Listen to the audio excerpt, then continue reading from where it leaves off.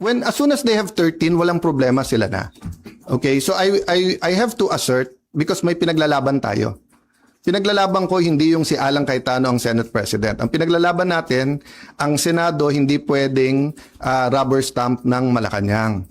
Hindi pwede na hindi independent yung Senate. Hindi pwedeng may hearing ka katulad kanina, yung bibig na bumubukas ay senador, pero yung lumalabas na salita galing sa Malacanang. Ano pong rules sa pagpili ng presiding officer sa impeachment trials? They illegally amended the rules.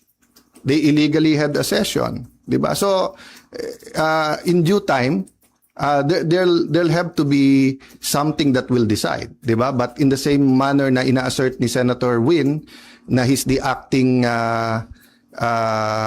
Senate President kahit na walang legal basis whatsoever, I have to assert not for myself but for the truth and for the Constitution. But it's still 1 month 'di ba? At hindi kami nakikipag-agawan sa silya doon. So for example, yung Senate Secretary, dapat siya yung ngayon nag-aayos para diyan sa pre-trial. But nagte-take over sila Attorney Bantog. So we're doing it very patiently because nga we don't want the whole Senate to be affected, no? Paano po yun? Kanina si House Secretary General Sheloy Garafil, nagpasa siya ng manifestation ng House Prosecution Team kay Secretary Bantog, pero hindi niyo po siya kinikilalang SecGen. Yes. Pero ang House Prosecution Team, si SecGen Bantog daw yung kinikilala. That's going to be a problem for at least a few days, maybe a few weeks, because we don't expect naman the Supreme Court to rule right away. But what's the best proof that Malacanang's hand is in this? First, yung pananakot nila sa mga miyembro namin na lumipat, yung offer na wala ng kaso pag lumipat. Second, as soon as nila ginawa, naglabas sila na ang House at ang Malacanang ay dun pumapabor. Di ba? Pwede naman mag-neutral ang Malacanang Pwede naman sabihin ng Malacanang, settle it among yourself. Ganon din sa House prosecution. Hindi naman nila gusto ng fair na impeachment. Gusto nila yung may pinipili na silang grupo. That's why sabi ko sa inyo, if I'm wrong, they blame me. Kung tama ako, na from 24 gagawin 22, eventually 18 ang senador, tapos sasabihin nila 12 convicted na. Will that be a fair impeachment process? What will happen to the country if that happens? Then ang kasunod naman is CONAS, no? So give me a few days, pag-usapan natin yan, but let's focus lang dun sa nangyayari, no? But just to answer your question, it will be up in the air. That will be a legal question, and we are in the right side. Okay, last question. Okay. Sir, may we be clarified, yung arrangement na inaalok niyo po kay Senator Win, na dalawa kayong pipirma, ano po ang response ni Senator Win?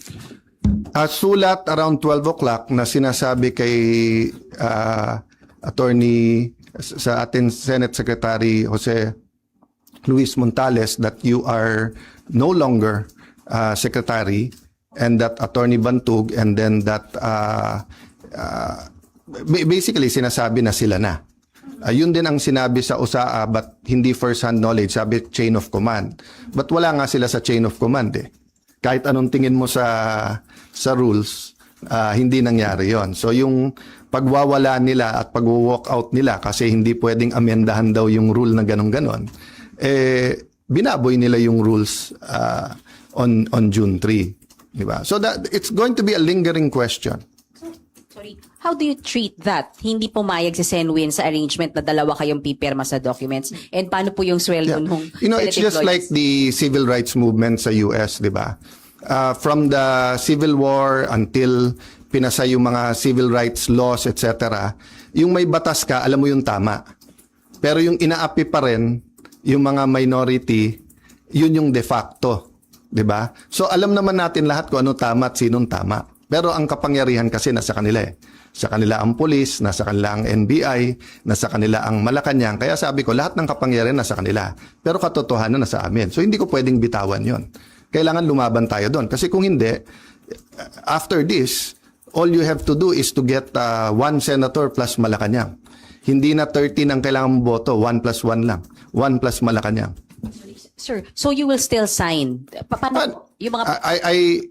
That is a practical question na hindi mangyayari because nga from the bottom, paakyat dun sa office, di ba? Never naman nila sinurrender yung SP office.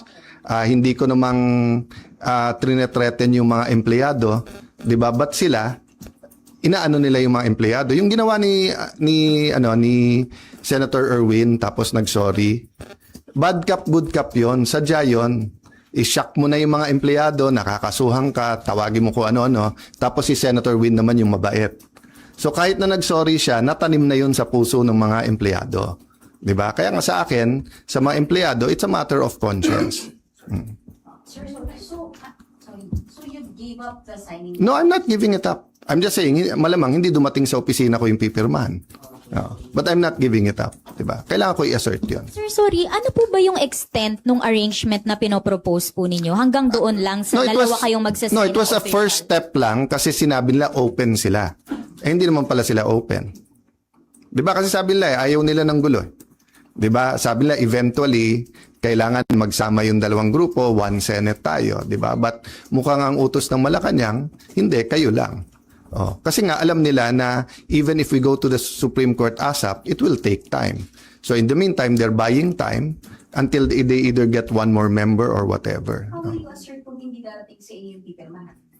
Basta in any way I can. And it's just like yung example na binigay ko sa'yo, whether it's apartheid, whether it's civil rights, di ba? Doon tayo sa tama. Okay, thank you guys. One last. Sandra. Sir, nabanggit niyo po kasi kanina yung Supreme Court. So are you referring to the one filed by the school teacher, Tayam, or meron po It's kayong always an reaction sa option Supreme for everyone. It's an option for the other side, for us, for the employees can also file. So let's see kasi nauna na si Senator Win, nag-meeting na yesterday ata sa mga taga-USAA and yung kanilang inappoint na secretary at OSAA, bagamat illegal, 'di ba, umikot na in every. As I told you, no, as a practical matter, ang matagal na naging Senate President si Senator Drilon, 'di ba? Tapos si Senator Soto matagal din, more than 5 years, 'di ba? Si Senator Coco, Senator Mig, Senator Cheese, magkakasama sila ngayon eh. Ako naman ni isang empleyado, wala pa akong na-appoint eh. So as a practical matter din, sila ang mga kaklose. So syempre sila ang napakinggan.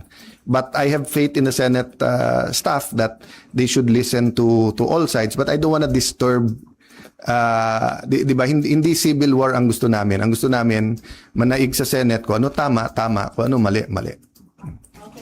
Alright mga kababayan, so gawa natin ng reaction video and also magbigay din tayo ng personal opinion natin, no? Dito po sa naging pahayag ni Senate President Alan Peter Cayetano. Patungkol nga po dito sa tensyon at gulo sa Senado, no, sa pagitan ng mga senador dyan na ngayon po ay kiniklaim ng minority na sila na po yung bagong majority. So dito, sinabi po ni Senator Alan Peter Cayetano na ayaw niya naman mangyaring rubber stamp ng Malacanang etong Senado at maging ano na lang, no? Maging sunod-sunura na lang dito sa executive branch. At ito yung pinaglalaban ni Senator Alan Peter Cayetano na kinakailangan may sariling pag-iisip o sariling pagpapasya itong mga senador, itong Senado, kaya siya nagsalita ng patungkol dito. Dapat talaga neutral lang talaga ang Malacanang, 'di ba? At ganoon din ang lower house. Pero ang nangyari kasi mga kababayan nagsanib puwersa na ang executive branch pati itong lower house, no, na kinikilala na nila itong si Win Gatchalian bilang acting Senate President, no, ng Senado. So maging sa website ata ng Senado, no, sa Senate of the Philippines, may nakita ako kanina, correct me if I'm wrong, or ipaki-verify nyo na lang din kung legit ba talaga yun na parang kinilala na si Senator Win Gatchalian bilang acting Senate President nga, no. At nakakalungkot mga kababayan kasi alam naman po natin na itong mga binabasa o sinasabi ni Senator Alan Peter Cayetano ay nire-relay niya lamang po dito sa Senate rules at saka sa saligang batas. So ito na lang, parang nangyari na lang, nagkaroon na lang tayo bigla ng dalawang Senate President, nagkaroon ng dalawang Senate President pro tempore at kung sino-sino na lang din po yung inappoint nila sa mga committee, kagaya nga ng Blue Ribbon Committee na isa sa mga pinaka-powerful na committee dyan sa Senado. So ngayon ay si Erwin Tulfo naman, no? Samantalang dapat kay ano yan, Senadora Pia Cayetano, tas yung subcommittee ay kay Senator Dante Marcoleta. So itong nangyari nga June 4 investigation ng flood control under po ng Blue Ribbon Committee, napakarami pong nanood dyan mga kababayan sa live. So kanina nagkaroon din ng hearing itong ang Blue Ribbon Committee ng minority na ngayon ay kiniklaim na sila na daw yung bagong mayorya. So dito makikita nyo talaga na walang interes yung mga kababayan natin, no? At makikita nyo yung sa mga comment nila na nagagalit, na hindi naniniwala. So alam nyo yun, talagang majority ng Pilipino alam na kung ano yung ginagawa ng gobyerno ngayon.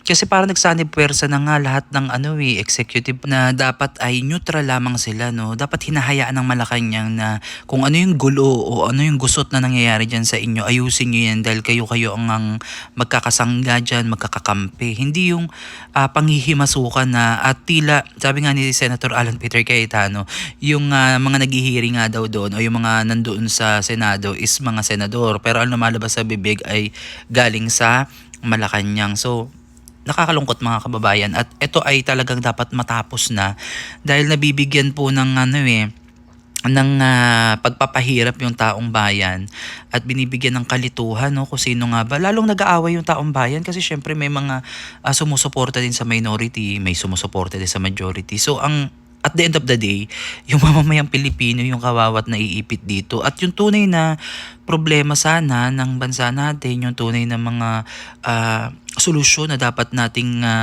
alam nyo yun, ipatupad, gawin na pag nasiset aside na kasi puro politika na lang yung napag-uusapan natin. So nakakalungkot sa part na hindi nagkakasundo yung ating mga opisyales, yung ating mga, lalo na mga senador dyan ngayon na itong pagbubukas sana ng Blue Ribbon Committee upang imbestigahan itong maanomalyang paggamit po sa flood control project, talagang nahahati yung kanilang nahahati yung kanilang pananaw. Bakit kinakailangan pa nilang magkaroon ng dalawang separadong pag-iimbestiga? Bakit hindi na lang sila magkaisa, imbitahan lahat ng gustong, ito sa akin na parang based on my opinion ko lang at pagbibigay ng suggestion na bakit hindi na lang imbitahin lahat ng gustong magsalita at mag-under oath sila para kung sakaling makapag-sinungaling sila at malaman na nagsisinungaling edi saka ikulong, saka panagutin sa mata ng batas. Ang importante na pakinggan natin lahat at wala tayong pinili. Kasi hindi mo masasabing for accountability and transparency ka kung selective ka, 'di ba? Dapat dito, hindi ka selective. Kung gusto mo talagang pairalin yan at makita ng taong bayan na wala kang pinipili, wala ka dapat sinasanto. 'Di ba? So, nakakalungkot mga kababayan na patuloy yung kaguluhan dito sa Senado na wala namang maitutulong talagang maganda para sa ating ekonomiya. Mas lalo tayo nakakahiya dahil nakakaladkad yung mga pinaggagawa na pagko-cover up netong mga ibang mga tao dito sa gobyerno na hindi matukoy yung mga mastermind sa pagnanakaw nga ng malawakang sa kaban ng bayan. Grabe mga kababayan, talaga nakakagigil, nakakainis kapag ka pinapanood mo yung mga balita, kanya-kanyang balita kasi maging mga mainstream media, parang mas hinahype nila yung sa kabila, yung sa mga minority, no? Parang yung pagsasalita, pagte-testify ng 18 Marines under ng June 4 hearing, parang hindi naman yun masyadong naipaliwanag na dapat ang media, yung mainstream media, yung katuwang ng ating estado upang nang sa ganun ipakita yung balancing paglalahad at yung katotohanan kasi para sa bayan. So sino na lang matitira? Taong bayan na lang, 'di ba? Kaya dapat itong mga media, sila yung tagapagbantay sa mga namumuno sa atin kasi sila yung may access dyan sa lahat ng mga nangyayari dyan sa ating gobyerno.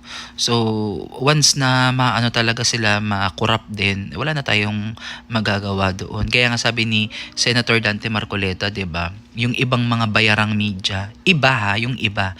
Kasi masakit din naman na mapagbintangan ka lalo na kung hindi ka naman kabilang sa mga ganong media. 'Di ba? Kagaya natin mga vloggers, kapag sinabihan tayo na bayaran, masakit din sa amin 'yun kasi hindi naman kami binabayaran para gawin tong mga bagay na to.